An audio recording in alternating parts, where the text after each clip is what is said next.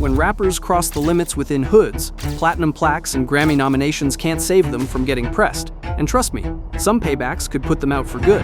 Starting out with NBA YoungBoy, who caught heat in Los Angeles when he went into Watts territory without proper clearance from the neighborhood. That shit get off on him then. Come on, man. The rapper was filming content when locals pulled up to check his street cred, creating a tense standoff that got captured on camera. The footage shows YoungBoy walking around agitated, repeatedly saying, "You heard me," while cars full of angry Watts residents drove by yelling threats.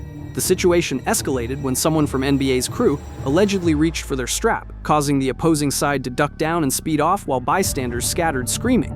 Later that same month, more smoke popped up when a dude repping bounty hunter Watts Bloods tried to press YoungBoy in the streets. The drama in LA showed how gang politics get lit quick when outsiders don't tap in with the ones running the area. Even with all the clout, YoungBoy found out that respect in your own city doesn't instantly carry weight out west. He ain't duck smoke stood his ground instead of dipping. But it also showed how deadly rap politics get when beef jumps off the mic and hits the pavement. Ain't nobody signed up a business slip for me. Huh? Oh yeah? I ain't know that. Okay. DaBaby found himself caught up in Atlanta's east side when goons rolled up questioning his permission slip during a video shoot in 2018. He was working on visuals for a track when multiple steppers crossed the street demanding to know who allowed him in their territory. The film crew got everything on camera, and believe me when I say it got dirty real quick. Nobody signed no permission slip. DaBaby told them straight up, refusing to fold. The locals weren't feeling him, with one of them clapping back about needing to see something since it's his city. When they mentioned Mississippi to test his craze as a gangster, DaBaby brought out his own demons. Oh, y'all give respect. Y'all would've got the utmost respect. You see what I say? What's good with y'all? Y'all all right? Nah, okay, yeah, check it out. Y'all come with respect. Y'all would've got respect. Making it clear he wasn't backing down even if it was only him against about 8 or 9 of them. At this, the gangsters cooled off, placing their Glocks back in the strap. Now, you might not know this, but the incident happened just 1 month before DaBaby's Walmart shooting, where he smoked a guy who tried to rob him. DaBaby made it real clear that he wasn't just a booth demon. When the pressure came in op territory, he stood 10 toes and didn't hide from them. Real recognize real. And even though the Atlanta steppers tried to press him, they ended up showing love once DaBaby made it clear he wasn't doing any sketchy. Choppa found out firsthand how YB's fanbase moved when one of them decided to clock him at the airport. The Memphis stepper had been riding with Lil Reese's words that YoungBoy was just rapping like the rest of these rappers, basically calling his street card into question. Once Choppa tweeted co-signing Reese's words, he didn't realize he put a target on his back for YB's crash dummies. While he was chilling at the gate, word from the street says one of NBA's goons walked up the recording, pressing at him with UNLE Choppa a few times before letting hands fly. The footage cut when the mix-up got active, but the dude later hopped on the phone bragging on what went down. Choppa spun back on socials, saying he didn't get dropped, breaking down how the heavy bag on his back and the flip-flops had him slipping. He also mentioned that he did land shots too before losing balance, but heck, he got beat up by a random fan. In later interviews, Choppa aired it out more, saying he wasn't looking for fights at first, but ended up trading blows when it came his way. This man, a passenger in that car, frantic. Quando Rondo is another big name on our list. There was that one time when Quando felt real pressure from some Hoovers who questioned him in an LA mall about his gang ties. Bro had been claiming Rollin 60's neighborhood crip, but when the ops checked his resume face-to-face, he switched it up quickly to keep their guns away. During the convo, Quando told the Hoovers he wasn't from any hood, basically denouncing any gang to calm it down. That move got him out of the mall safely for the moment, but the smoke didn't end there. Not long after, a video hit the internet showing Quando throwing up signs in LA. Rumors have it that 10 Sean Martin flamed him on IG, warning, "I see a couple of your people trying to tap in and hit me through my DMs. It's not working, bro. Just keep that same energy you throwing up the set over there, throw it up everywhere you go." The call-out turned deadly in August 2022 when 3 hitters ran down on him. Lil Pab, his close homie, got left lifeless, but Quando managed to escape. Since Quando's name had been tied to King Von's murder, some say Pab's death was payback for Von, while others say it was karma for Quando capping on his gang ties. After the loss, Quando jumped on his story saying he was done with the streets. "My main man's gone and a lot more. I'm cool on a lot of shit. If I feel like you not with me, there's no reason for me to be holding on to you." Looks like he finally realized the crash out wasn't worth it. Hey, they say Soulja ain't from the hood. Hey, they say Soulja ain't from the hood. Get off me though. Oh, man, that's like me though. What's happening? Soulja Boy tried to stamp his street card during his 2017 beef with Chris Brown by going live in the hood, But the stunt backfired real ugly. He thought popping out in his old block would shut down the talk about him not being gangster, but the locals weren't rocking with his vibe. Footage showed him throwing an arm around a dude who clearly wasn't with it. When Bro told him to chill, Soulja dropped the phone and squared up like he wanted smoke, but the whole thing fizzled before any hands flew. The scene had him looking out of touch with his roots, no respect in the same spots he claimed. The clip went viral for all the wrong reasons, fans clowning him heavy for the awkward pull-up. Then in 2019, Casanova pressed him at SiriusXM after Soulja allegedly disrespected a woman before cameras rolled. Cass checked him face to face, things got tense, but it never went further. Even with his stats in the rap game, his attempts to flex street tags fell flat whenever he got tested.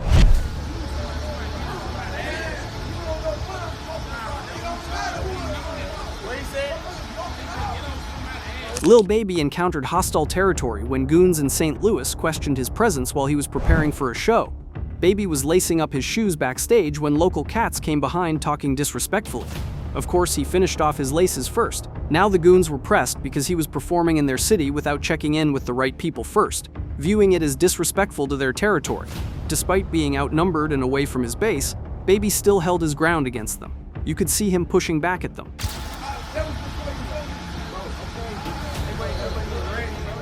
The situation could have gotten ugly fast, but Baby's moves cooled the whole scene down. Unlike Soulja Boy, who already lost all his juice, Baby didn't crash out. He actually showed more love to the homies than most rappers ever do.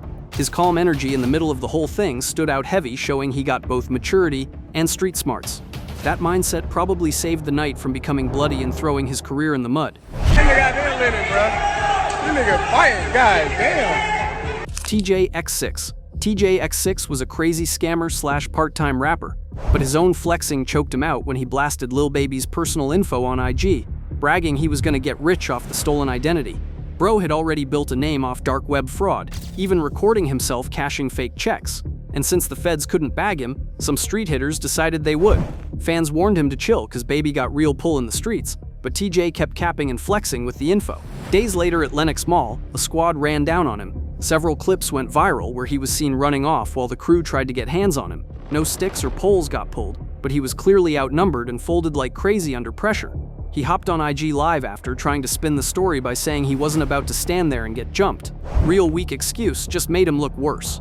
That whole episode killed his street cred. It was more of a story for scam rappers. You can flex fraud online. Yeah, but the streets don't play when you cross real steppers. Hey man, it's a free country, man. No, don't stop recording though. Stop recording. It's a goddamn free country, man. Come on, stop recording. 6ix9ine Fine got caught lacking at an LA Fitness in Florida when some goons spotted him pumping iron and chose to press him on the spot. His snitching, the same issue that tanked his career, turned him into a walking target, and the gym fade proved he ain't safe nowhere. Think about being beaten up in the gym. The hitters followed him into the bathroom and jumped him clean. No talking, no warnings. It wasn't about clout or some dumb IG beef. It was strictly payback for cooperating with the feds and turning on his old crew. Soon as the footage surfaced, Bosey wasted no time reacting, posting LMAO snitches get stitches, meaning 6ix9ine had brought the punches on himself, because he gave a testimony to the feds against his own gang. The Florida jump put a spotlight on 6ix9ine's shaky spot in the rap game. His snitching past with the feds left him blackballed, and the gym fade proved his street cred had been stripped clean. At this point, he's just a rainbow-haired target for anybody looking to make a name. Even after getting packed out, he kept running his mouth on old ties like nothing happened. Truth is, if his enemies ever spin back, it might not be fists next time, it could be a bullet to his brain.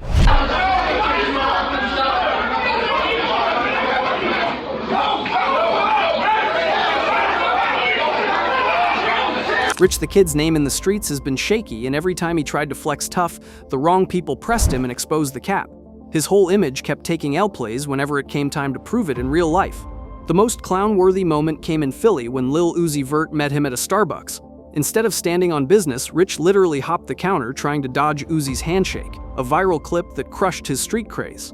Not long after, YBN Almighty Jay tried pressing him too. Rich dropped an addy and talked big online, but when Jay actually pulled up, Rich's whole movement showed he wasn't with the smoke like he claimed. Even Offset had to tap in, warning Jay to chill on going at Rich because it comes with a chimney. But ultimately, no hands were thrown in that situation either. Rich built a clear pattern of talking heavy online but ducking when it came to real confrontation. Every encounter exposed the gap between his IG persona and the reality of how he moved in person. Even with money and industry ties, he never carried the respect that real steppers demand. Those repeated L's meant he backs down under pressure, killing the tough guy role he tried to push through his music and socials.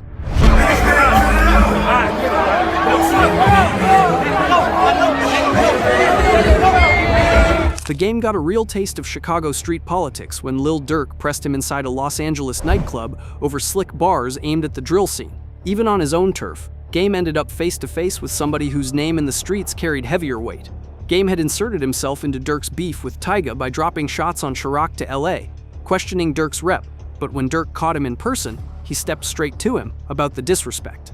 The whole thing got so tense both crews had to intervene before things jumped from words to bullets, the kind of clash Durk is used to. LAOGs wasted no time pulling strings, setting up a three-way call to kill the beef before it spun out of control.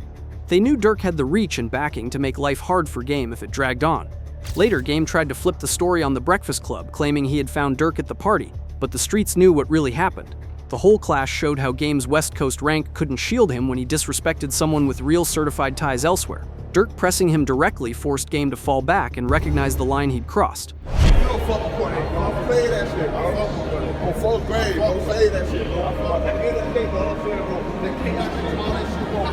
600 Breezy almost ran into real danger when a pack of GD rappers, King Yella and Billionaire Black, caught him solo at a Vegas mall. With the bloody history between BDs and GDs, the link-up could have easily turned fatal. Yella later admitted it was his first time meeting Breezy face-to-face, even saying Breezy had never personally crossed him. At the end of the day, folks, I don't know Breezy. That was my first time ever meeting him in real life. He never did nothing to me. Yella gave Breezy a little credit for how he kept his composure under pressure, but he didn't sugarcoat it. He said if FBG Brick had been there, things would have gone left because of the personal smoke between Brick and Breezy. After the Vegas run-in, Breezy jumped on Twitter and started clowning the GDs for cornering him without making a move. His trolling made it clear he wasn't shook, and instead saw their hesitation as a sign of weakness. First of all, he was up here. I don't know if that nigga crashing out because he moved to LA or something or what he doing, but he did most talking that I ever seen this nigga talk.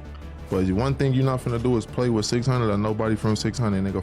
You and anything you mad about, your people, whatever, we don't give a about none of that shit. Lol, I pray the GDs don't get him again, cause they gonna smoke him real bad. So funny, he's so funny, man. I did that shit, I made rap go up and down. You up right now, don't worry about it. Man, this is so rich, man. Wait on your next hit. No, let me tell you how you rich you is. You don't even bother me about that. Want me to wait on your next hit? Yeah, hell yeah, I got your shit. Yeah. Well, owe me 5,000, man. I'm waiting on your next hit. 3,000. Now, while YK Osiris wasn't exactly beaten up by goons or ops, there was that one time where Lil Baby and Drake embarrassed him. Yep, our man Osiris was pressed for debts he owed. YK Osiris got straight shamed when Lil Baby checked him over a $5,000 debt he'd been ducking. The whole thing got caught on camera, Baby pressing him cool but firm for the cash while Osiris tried to play it off with laughs, making it even worse for him. Osiris, let me get them 5 bands, bruh. Baby made it crystal clear he wasn't playing when it came to his money. Osiris tried to brush the debt off, but Baby's tone showed he was getting more and more annoyed with the goofy attitude. At one point, he even hit him with sarcasm, asking if he should wait on Osiris's next hit before he sees his 5K back, a jab at how his career has been cold since his Worth It song. The money issues didn't stop there either. Drake pressed Osiris heavily too, making him sing Worth It on camera to clear a $60,000 debt. 60 bands, and you have to perform the song right now in the crib. What are we talking about? You just gotta be